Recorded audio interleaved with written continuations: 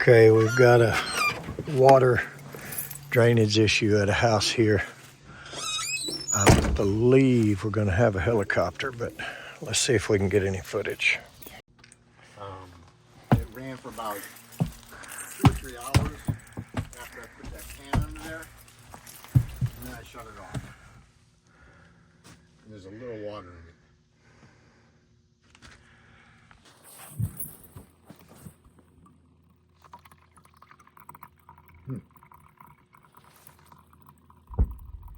Yeah, I poked the hole in the bottom. Oh yeah, I know that you did. I was just being funny about it. It ain't better than the one. It ain't better than this one. Well, probably not, but just in case you. Yeah, Daylight. that's a pretty good one. That lasts about 30 minutes too. It's a good one. Another thing I see here is the secondary is capped and not unplugged. So when we get an overflow, it's going to force water into the, and it doesn't even have a hole in it. See it? Oh yeah. That is, incorrect. We'll say to be nice. We'll say incorrect. The other thing he told me about these installers is they installed the drain pan fitting wrong, and they put the gasket on the inside where it's pinched by the lock nut, which is not flat, which will cause it to leak.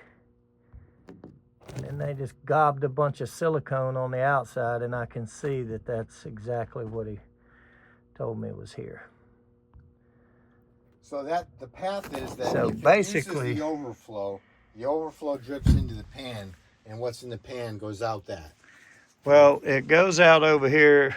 Yeah, it's right over the window. Over the front door in a conspicuous spot so that you would notice it on a dry day, and you would say, what the heck is this water?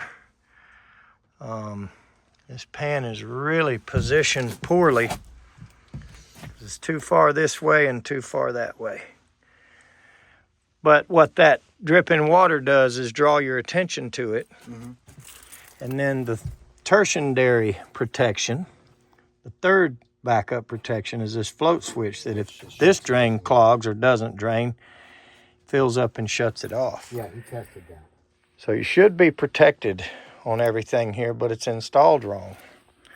No knockout, improperly positioned pan, and the fitting is going to leak on the back of the pan if it does rely on it regardless. So we need to correct all of this to be able to relax about it.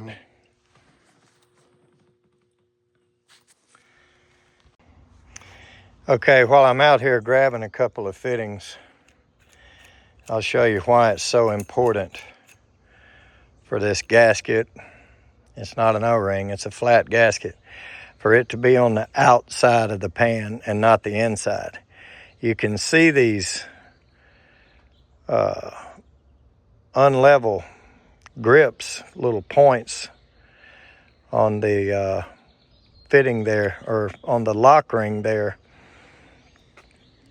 You can see these little sharp edges on this lock ring here that grips into the metal. So that means this lock ring, this metal lock ring, is not flat. So if you use that to squeeze against the gasket, it'll just puff it up in areas.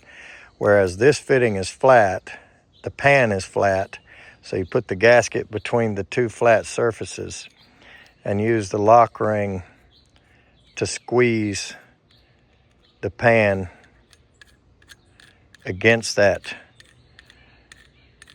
gasket, and it'll create a seal. So that's what's so important about a drain pan fitting right there.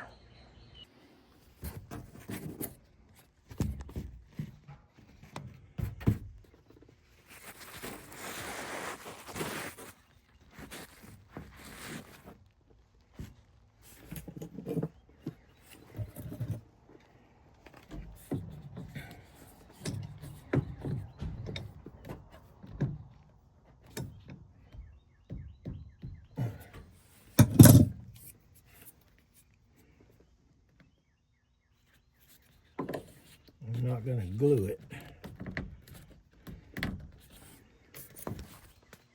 So that way it can be pulled out easy if we're servicing the primary. That's the proper secondary relief.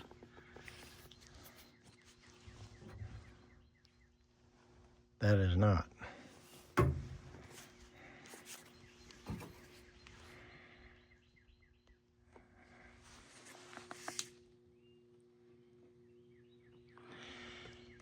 All right. All right, so that customer is going to watch his primary to make sure it's dripping.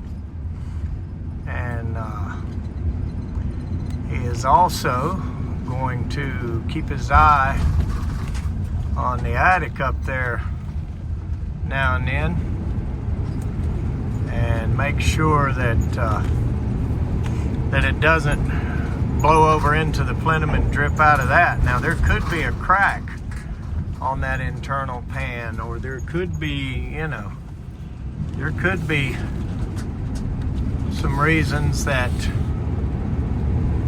more so enforce the fact that the pan needs to go a couple of feet forward. And after I got to looking at it, I think if I go back and they hire us and we move that pan, we'll probably move it all the way and let it just take the whole supply plenum and coil and none of the furnace, maybe 4 or 5 inches of the furnace, that's it. We put that thing as far forward as we have platform to support it. But anyway, you saw that, you saw what I did. If you agree or disagree or anything else, feel free to put it in the comments. No profanity, please. Other than that, I'm good at taking criticism and I'm good at learning from others. So let's go to the next one. Thanks for watching.